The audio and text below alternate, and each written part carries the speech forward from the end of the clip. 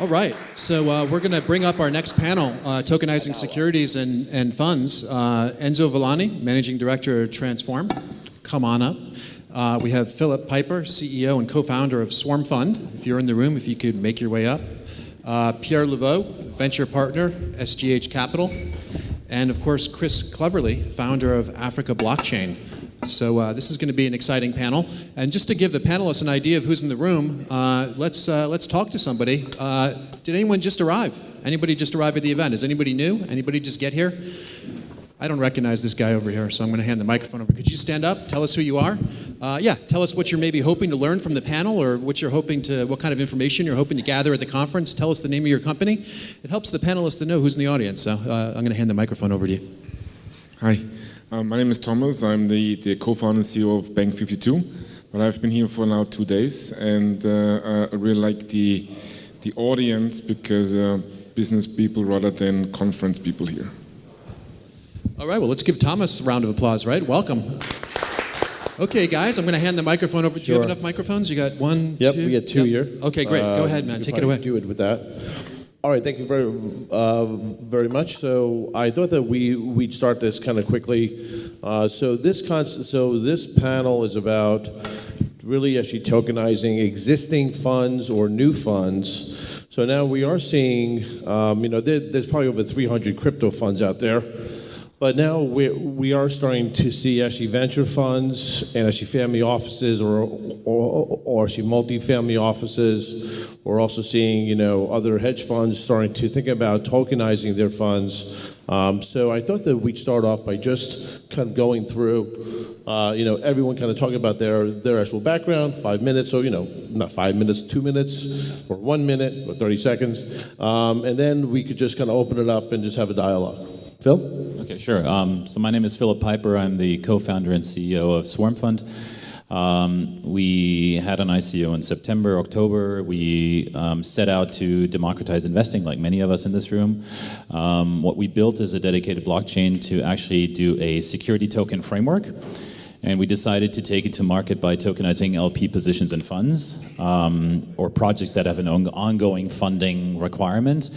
And the reason for that is it's very simple because it's actually proven track records of people that have been doing things in the space. They mostly have existing legal structures that we can blend into nicely. And it actually complements the way that people want to invest in the space because it's obviously a way to de-risk a crypto portfolio by putting things into something that is asset-backed. So it's actually serving a need in the market, actually having a more stabilized underlying asset base. We went to market in January. We have 6 funds that have been publicized. We have 50 plus that are wanting to list at this point in time. We have 35,000 investors that have signed up, that we have AML and 35,000 investors that have signed up on Swarm. 35,000, yes, that we have AML and KYC'd and basically have started to expose to these investment opportunities. It's early days, but it's fun. So we consciously took the approach to expose something to the market, not just to hypothesize about it for a longer period of time. And by doing that, we learned a lot, and we're going to actually sort of extend that into the next versions of the product, make it far easier to bring in new capital, to convert in easy fashion sort of the crypto to fiat. One of the funds I want to highlight that we publicized last week is, for example, that we are now tokenizing Dash master nodes. So just to give a concept overview, that's like you have to stake 1,000 Dash normally, which is $350,000 at this point in time. And by doing it this way, we allow not just the investment opportunity, but also the governance of that investment opportunity to be democratized, and you can put in $10 and have the same kind of share of say that you actually have the percentage of that. Interesting stuff. So actually, Pierre. Oh, and congratulations, Pierre. Vive la France, right? On winning the World Cup. Yeah, we had a great night. So I'm Pierre. I'm a venture partner at SGH Capital. We're a small, I would say, traditional VC fund based out of Luxembourg. And when I say traditional, it's because we've only been doing equity for the past 4 years, and we have 85 investments to date. And last summer, we looked into tokenizing the existing fund, and we scared the LPs.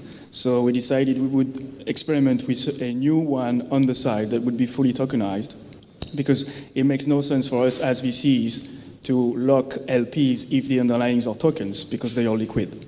So we are approaching this concept of full stack tokenization from top to bottom, us being on top and the underlyings being the bottom.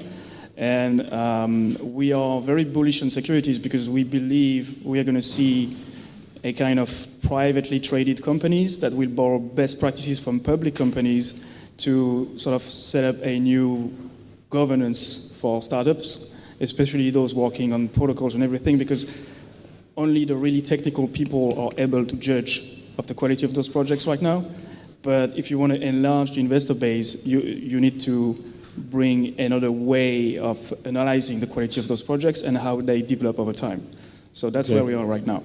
So then this goes back to the concept of letting folks who maybe never had a chance to invest in a venture fund that's a tier 1 or tier 2 venture fund, now they have the opportunity. Yeah, the idea is that you enlarge the investor base and they can rely on us to do the due diligence, because as VCs, obviously we cannot just ask for a white paper and go by the gut feeling. We meet those persons, we check out the source code when there is source code, that kind of stuff. So. And you have a track record. Say again? And you have a track record. Yeah.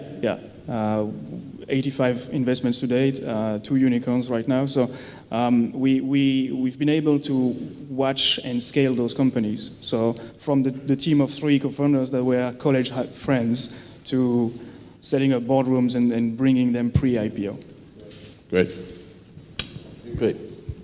Yes, Chris Cleverly. I founded, alongside a couple of other people, Made in Africa Foundation. And about 5 years ago, we launched the Africa 50 Fund, which was a $3 billion fund for African infrastructure. We did the initial seed round in for that. And that was about infrastructure. I'm looking at agriculture in Africa and how Africa can feed itself to feed the world. And we launched a company on the UK Stock Exchange called Block Commodities. And Block Commodities is now tokenizing with FarmCoin, with our partners in that Swarm Fund. So we're on the Swarm Fund platform. And essentially that's taking a business that we had, which was a fertilizer company, and fertilizer is the food of Earth, is how we grow things. And taking that fertilizer and distributing it to farmers by loaning it to them using tokenization. Interest rates run at around 40-50% in Zambia. So it means the farmers can't grow anything because they can't borrow the money, and they risk losing the farm if they do. So that was how we started doing it, by replacing fiat with crypto. Yeah, so that's a really kind of solid point. So he basically created 1,000 new businesses because of the actual token economic structure. 1,000 new farmers are now, instead of just farming for themselves, they have the kind of ability to make money off of the farming, and that's really, really important, because that's something that where the blockchain really does work. Where do you see, Philip, what was the main reason why you wanted to have Swarm Fund exist? Was it something around the kind of availability issue of good investments into funds to other people, or what drove you? What was the passion behind it?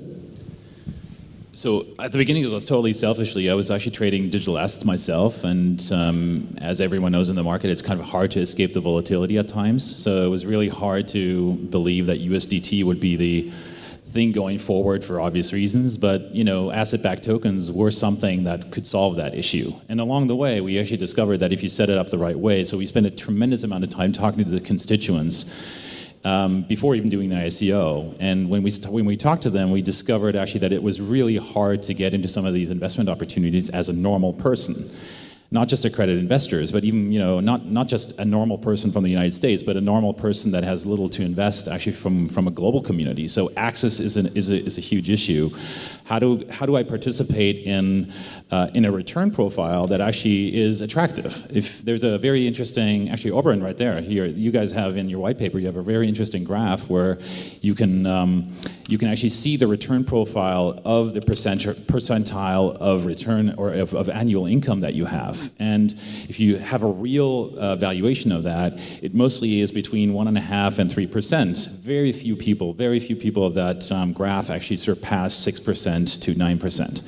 Right. So, It's like the people. That chart shows that the folks who are the billionaires who have the most money make the highest actual rate. They make 15%, 14%, 12% on average, whereas a person who's even a multimillionaire with $2 million net worth is only making 3 or 4% on their money because they can't get in. And to my surprise, honestly, which was when we talked with the other side, when we talked with the funds and with the people raising capital to do something interesting from an investment perspective with it, they were mostly leaving out some swaths of that graph, not just because they didn't want to, but more because they didn't have the ability to maintain it from an administration perspective. So if you can collapse the global money flow, if you can collapse the LP agreements from multi-layered advisors and banks and contracts down to a single transaction that has everything programmed in it, the efficiency gains, but also just the access perspective changes the game completely. So you're also kind of taking out the friction of creating the fund itself and also the friction of investing in that fund. Well, the first part, no, because we don't change anything from how the fund is set up. All we do is we tokenize LP positions in an existing fund that has an existing legal infrastructure, that has an existing way to maintain their policy on which investors they want to expose to. They should be in control of that. And by the way, they shouldn't create this as an all-in to blockchain entirely. They should do it as one strategy to acquire capital, but not the ultimate one, because there's still going to be massive amounts of capital channels that they should be tapping into. But we make it easier. So it's a backdoor to a very attractive and potentially disruptive capital source that they suddenly can access and actually put into their strategy. Right. So actually, Pierre, so then with your strategy as a current venture capitalist that already has a track record, and you're going to be yielding potentially even the Swarm Fund marketplace to actually tokenize one of the LPs, why do you think it's good for you as a venture fund? Because you have access to capital. Yeah. Why is it good for you to make this available? The reasoning behind this is that I don't think that's a good thing for the VC industry to be tapping only very large investors that can afford to be locked up in funds for 7 to 10 to even 12 years. Because it's a passive strategy for them. They just wire some money on day one, and a few years down the road, they get those returns. And if you look at the average returns in Europe, it's very, very deceiving. Like in France, for instance, the average return for VC funds is 1.32x. So it's disappointing. You lock your funds for several years, and you cannot manage your exposure yourself. So now let's say you can invest in small tickets, like an angel investor would do, and you would invest 10,000, 50,000 into a VC fund, and you can decide to exit within year 3 or within 18 months because you don't trust the managers, or you trust the managers, but they realize this great exit, and you want to control the cash flow yourself because you need some of this liquidity for your life project. Let's say you want to buy a house, or you're gonna be newlywed, or that kind of stuff. So you make VC as an asset class more affordable, and you can integrate this asset class as part of a larger portfolio, like traditional equities or real estate. And you can balance this and benefit from the massive wealth creation that is in private companies. This wealth creation is in private companies, especially technology companies. And you shouldn't have to wait for them to IPO to be able to cash in on some of those gains. So Chris, so going back to this concept of kind of democratizing the investment funds, I think what we're going to see potentially, and I could be wrong, is that the more opportunity that people can invest in different strategies that they weren't used to, they weren't able to invest in, it's all a kind of security token marketplace. You're not just doing equities, you're not just doing options, you're not just doing futures, you're doing these like very interesting little projects as well as large projects. Where do we take it from there? Well, I think certainly in our sphere where there's a dearth of investment for impact. So we're looking at impact investment here, and if you want to lock up an investment for 12 years, you're not going to choose an impact situation because that's a highly risky proposition. But if you could come in and out, and you can come in and out on the liquidity that's created by these kind of structures, you can come in on small tickets, you can do it from the heart, you don't actually have to do it just from the pocket, then it allows a lot more people to have access to things that can make real change. And, as we've discussed here all day today and yesterday, blockchain was supposed to make a lot of difference to the world. As yet, it hasn't. It made a lot of difference to a few people in this room and some other people outside of this room. But it does have the opportunity to transform a whole continent and peoples. So the ability for impact investment to plug into things like Swarm Fund is amazing. So, I think one of the actual larger issues too is, I know everyone here, including myself, has been in the public markets, has raised money for funds, has done actually private equity, has been around the venture capital world. We've dealt with private equity people, we've dealt with asset allocators and so on. What do you think about the regulatory issues going on here? I mean, do you feel comfortable that the kind of security token marketplace is something viable for the future? And where do you think the equities marketplace is going to end up? Is it going to be part of it? Or are we going to transition and so on? Well, us personally, we're really bullish on Europe because we think it's more functional than the US, even though you have different regulators in different countries.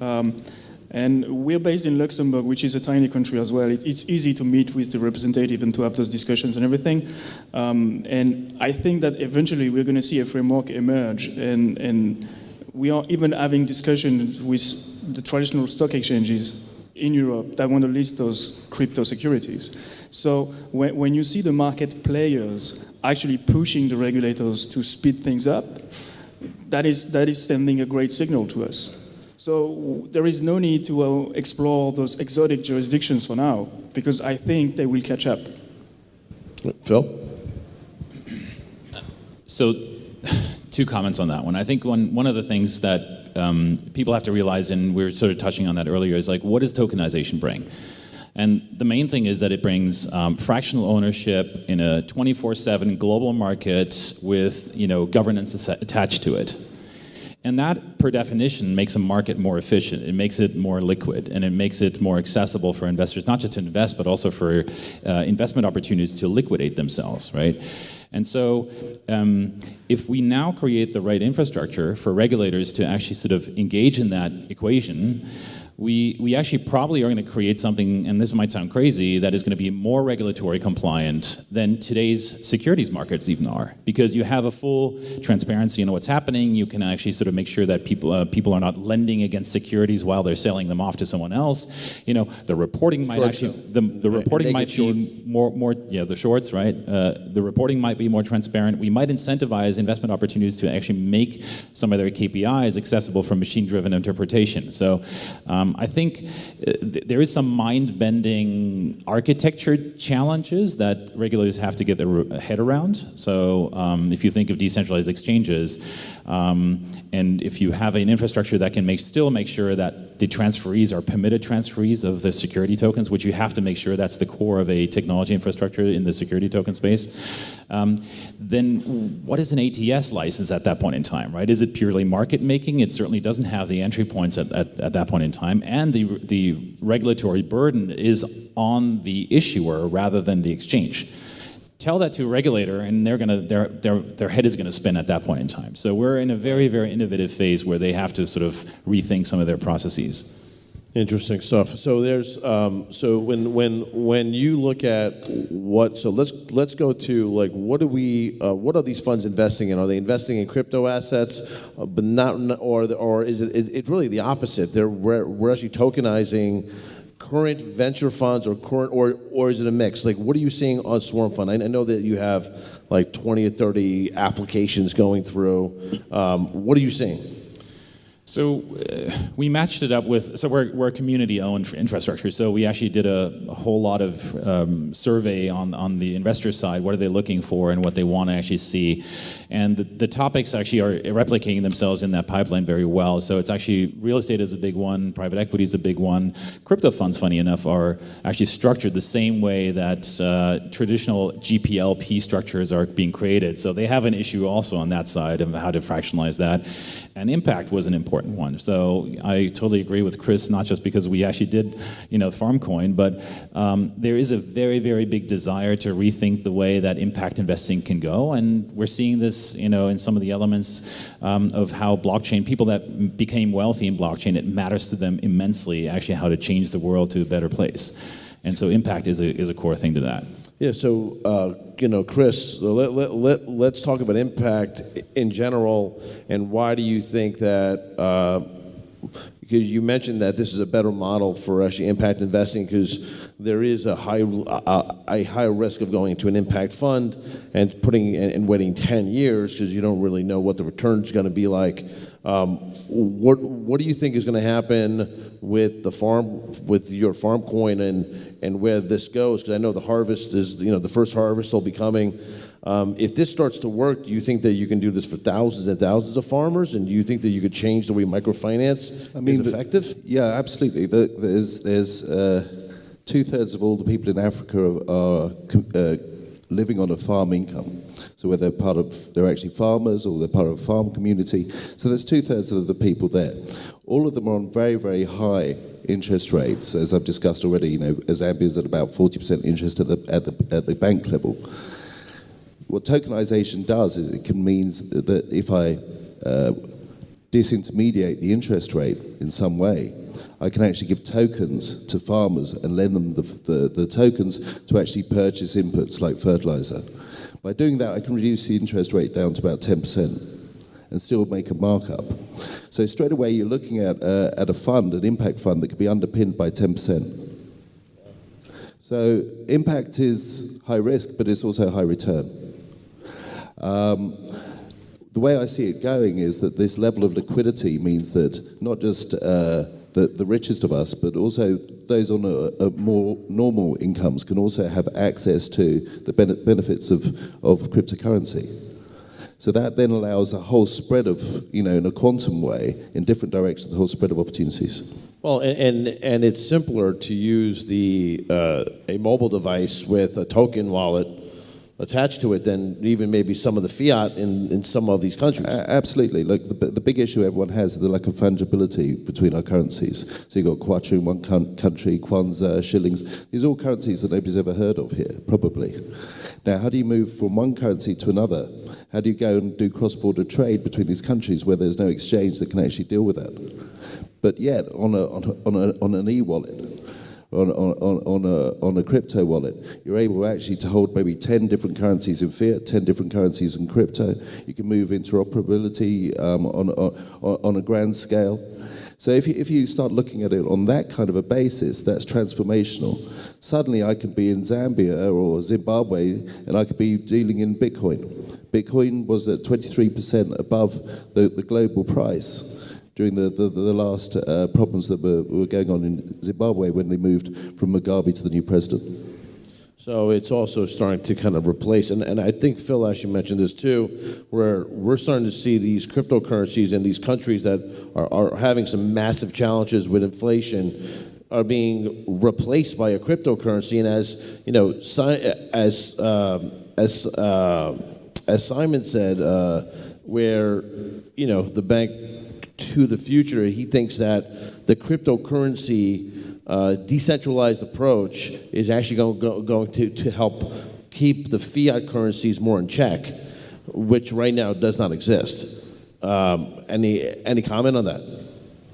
Well, I mean, let's talk about the consumer. If you're, an inhabitant in a high inflation rate country, are you just going to leave your money in that fiat currency and see it dwindle away within a year or two, right? If you're in Vietnam and you have 30%, inflation rate, that's not good, right?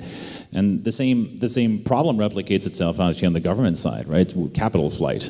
all the external currencies are actually sort of being from a GDP perspective, right, being booked out of the country, right? So how do you deal with that? And I think there's an all-in strategy that we're seeing actually a couple countries actually going for is like we have to replicate a cryptocurrency that keeps actually the fiat currencies, global fiat currencies within the country. But still, it is a more efficient way for the economy to actually interact with one another and possibly to have the investors still have access to outside asset-backed tokens or other investment opportunities while the money still stays within the country. Great. So, Pierre, you're as a venture capitalist, if you put your venture capitalist hat on, what do you think you'll be, like, what is the target where you think you're going to start investing as you raise this kind of tokenized fund, or if you plan to or not? Where do you think is the best opportunities when you hear the impact side and you hear a swarm fund having multiple funds being tokenized? Are you going to, invest in funds? Are you going to invest in funds of funds? Are you going to do impact? Like, where is it going to go? Well, for us at this stage, it's the picks and shovels, and I think it's going to be the picks and shovels for at least 2 to 3 more years. Picks and shovels. Yeah, because we are looking at exchanges, we are looking at platforms that help you write Solidity code, we are looking at KYC solutions, we are looking at investor management solution, because when you have those 15,000 people in your Telegram, how do you manage them? We have compliance solutions, so we are sort of building this whole network of components that are required to properly operate as a decentralized company or as an ICO-funded company. And then we are looking at the companies that are using blockchain as part of the technology stack. Right now, we don't really see any decent company that is 100% blockchain company. It's too fluffy, and we don't have the level of conviction that we usually require for the other investments, so we just don't go there. Great, thank you. And thank you, everyone, gentlemen. We appreciate the time. Thanks for actually listening to us. I'll turn it back over to you.